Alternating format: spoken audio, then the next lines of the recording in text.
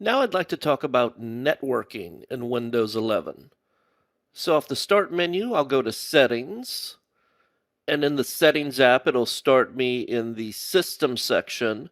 I'll use the left-hand menu to click on Network and Internet, and that'll take me to an interface with several options related to networking, and I want to talk about all of them. But first, let me say what you see on your Windows 11 device might be slightly different than what I'm seeing.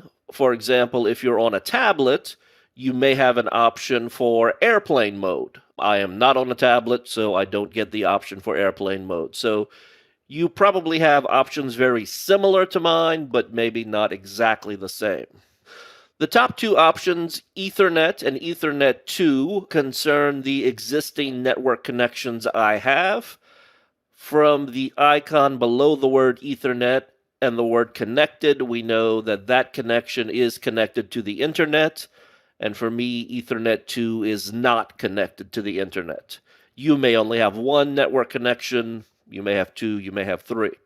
To the right, we'll see data usage in the last 30 days. That is typically most interesting when you have some sort of cap on how much data you're allowed to use.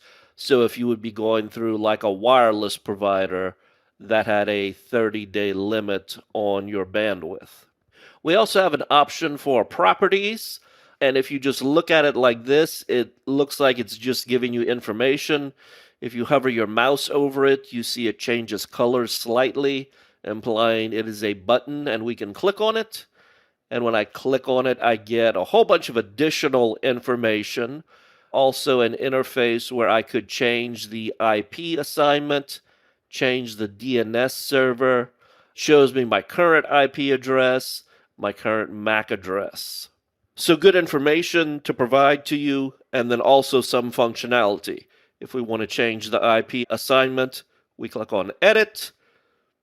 We could change it to manual, and we'd have an interface where we could type in IP address, subnet mask, gateway, DNS, all of the types of things we have to assign when we're setting up manual networking.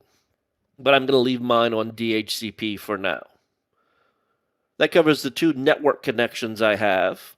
Under that, we see an option for Ethernet.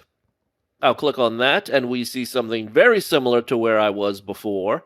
So this is basically a different way to get to the same information. So from this interface, if we click on Properties or we click on Ethernet, we end up in the same place. The next option is for VPN. I'll click on that. And the most useful option here is to add a VPN, which would bring up an interface for me to create a new VPN connection. The next option is proxy. So if I click on that, it'll bring up some of the interfaces for me to configure proxy options, including a setup script or creating a manual proxy. So if I click Setup under Manual Proxy, it takes me to a fairly simple interface where I could input the appropriate proxy information. The next option is dial-up. In this day and age, not a whole lot of people using dial-up connections, but if you want to, here's the interface where you can do it. The top option is set up a new connection. If we click on that, it actually brings up a slightly different interface, very similar to what was in Windows 7 and Windows 8 for setting up a new dial-up connection. And the last option, Advanced Network Settings. I'll click on that. It brings me to an interface where I can disable my current network adapters. Also can show more information about the data, the hardware. I can do a full reset on all network adapters. And also, this icon to the right represents that if I click on this, it will fly out and open a new interface. For example, if I click on the Windows Firewall button, it pulls up an entirely new interface where I can go through some of the firewall settings. So these are the different options for networking and internet. We'll talk about some of these in more detail throughout the course, but I wanted to give you the overview of this networking and internet interface.